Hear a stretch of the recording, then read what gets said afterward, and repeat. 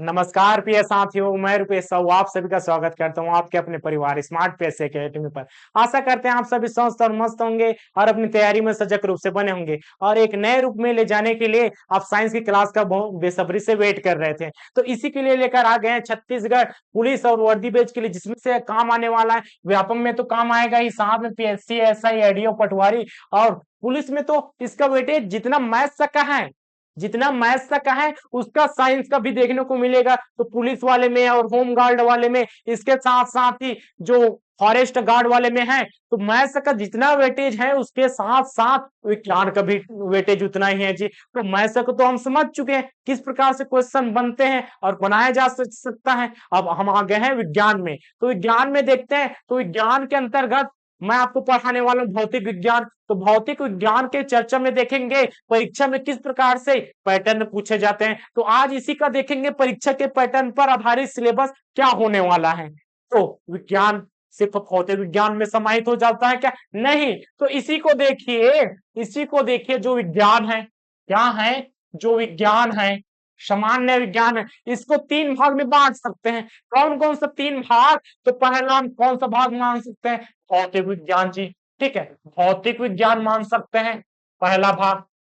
दूसरा दूसरा हम रसायन विभाग, दूसरा कौन सा? रसायन विज्ञान। और तीसरा कौन सा?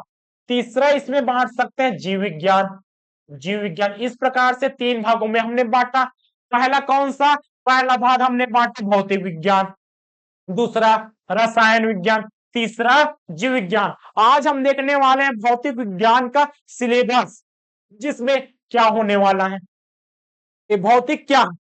तो भौतिक विज्ञान के अंतर्गत क्या होता है, इसमें कौन कौन से टॉपिक आने वाले हैं, इसमें आज देखने को मिलेगा। तो इन सबको थोड़ा सा देख लेते हैं। रसायन विज्ञान, रसायन विज्ञान में क्या है जी? वही कार्बनिक यौगिक, कार्बनिक यौगिक के संबंध में, कार्बनिक यौगिक के संबंध में देखेंगे।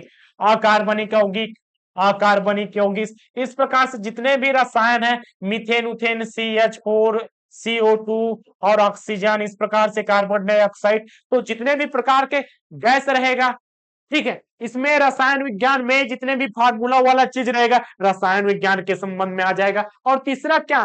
तीसरा है जीव विज्ञान। तो जीव विज्ञान के संबंध में क्या आने वाला है? तो जीव विज्ञान को भी दो भाग में बांट सकते हैं। दो भाग कौन सा सर? एक है जंतु विज्ञान, एक क्या है? एक है जी जंतु विज्ञान, और दूसरा क्या है? दूसरा है इसमें पादप, पादप विज्ञान। एक क्या है? दोनों चीज क्या है, दोनों में अंतर क्या होता है?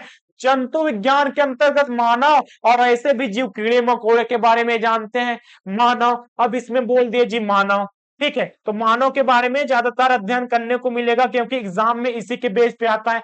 मानव का क्या होता है? हम मानव पूरा शरीर है, ऊपर से लेकर, सर से लेकर पांव तक इसी का अध्ययन होता है जी। तो ऊपर में क्या? सर है, आंख, नेत्र के बारे में जानेंगे, कहां पर प्रतिबिंब बनता है, रेटिना कहां पर होता है जी, इस प्रकार से सभी चीज को जानेंगे। चित्र बनता है, आभासी बनता है कि वास्तविक बनता है, इसके अंतर्गत देखने को मिलेगा। फिजिक्स के अंतर्गत भी देखने को मिलेगा क्या? उसका रेटिना कितने अंश का होता है, तो इसमें मात्रक के रूप में देख लेंगे और इसमें अंश के रूप में। तो यहाँ पर जितने भी होगा अंग, शरीर के अंग देखेंगे। उसके बाद अंग है, हाथ है, पैर है, जा रहा है, बीमारी पड़ेगा तो बीमारी, रोग भी देखने को मिलेगा, रोग भी मिलेगा और इसका उपचार भी देखने को मिलेगा। इस प्रकार से बहुत सारे चीज आदि डाल देते हैं। तो इसके अंतर्गत जंतु विज्ञान के अंतर्गत, और एक पादप विज्ञान है प्रकाश संश्लेषण।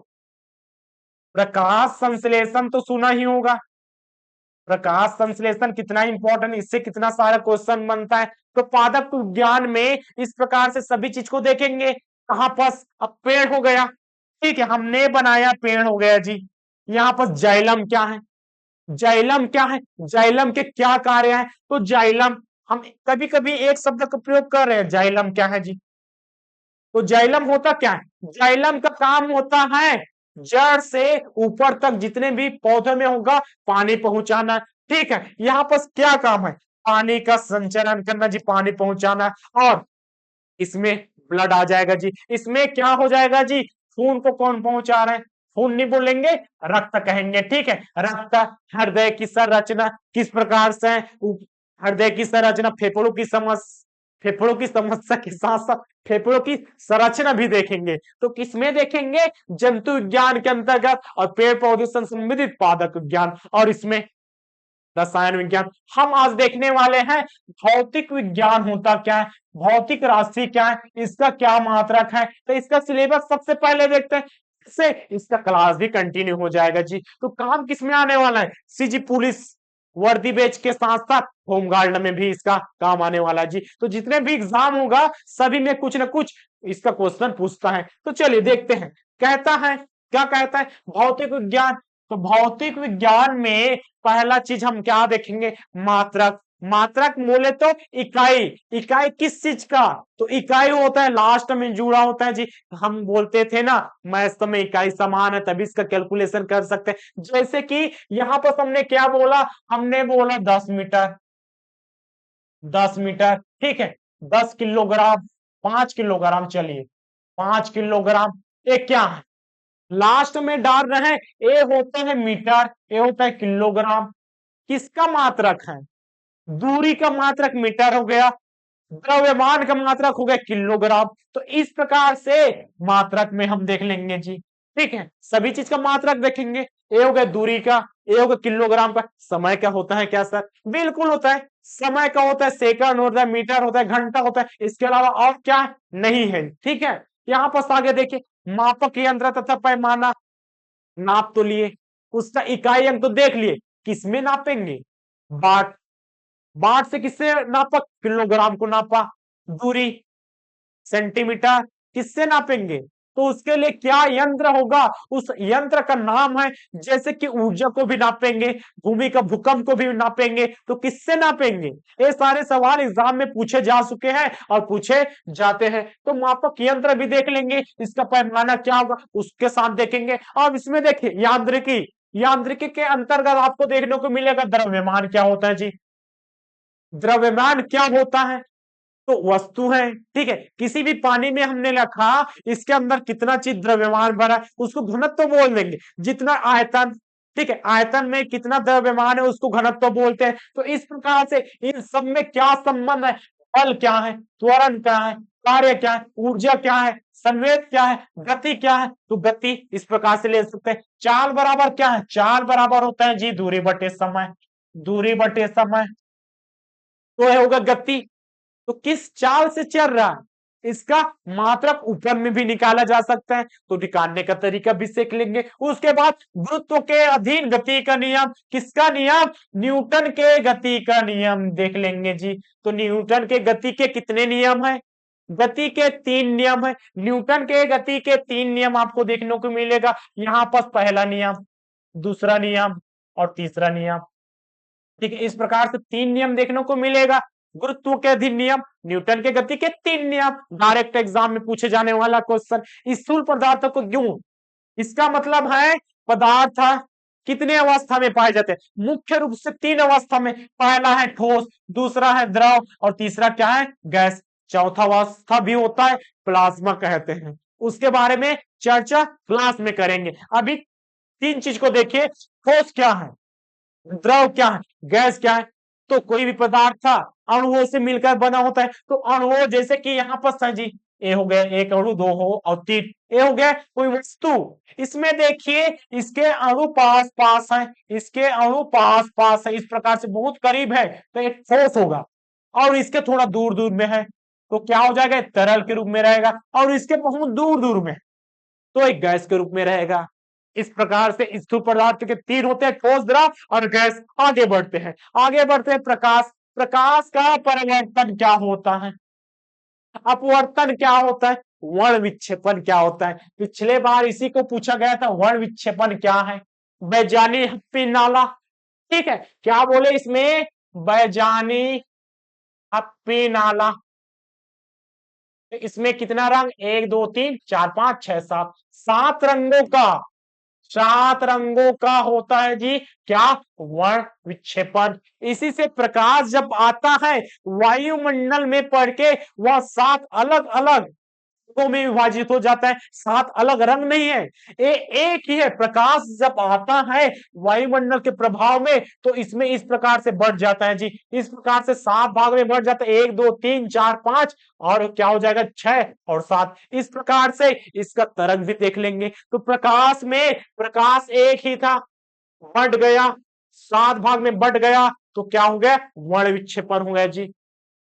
इसी को आगे देखिए, परिवर्तन क्या है? परिवर्तन का मतलब है अगर सामने में कांच रखा, एक यहाँ जी कांच है, ठीक है, कांच है, इस प्रकार से कांच रखा, प्रकाश आया, परिवर्तित होकर चला गया, ठीक है, कांच में चला गया, लेकिन सॉरी यहां पर कांच नहीं बोलेंगे, दर्पण में चला गया, दर्पण में चला गया। कांच में तो आगे निकल जाता है, कांच में आगे निकल जाता है, तो आगे कैसे निकलता है उसको भी देख लेंगे। आगे कैसे, जैसे कि यहां पास क्या है जी, ए हो गया, ए हो गया कांच, तो कांच के लिए डायरेक्ट यहाँ प्रकाश है, थोड़ा सा मुड़ेगा, उसके बाद आगे निकल के थोड़ा सा फैल जाएगा। तो कैसे होता है इसके बारे में देखेंगे। प्रकाश कितने टाइम में कितने टाइम में पृथ्वी में प्रवेश कर जाता है जी, इसको देखेंगे। उष्मा तथा उष्मा गति को भी देख लेंगे, तरंग गति को भी देखेंगे, ध्वनि को भी देखेंगे। तो ध्वनि क्या है, जो हम बोल रहे हैं आप सुन पाएंगे,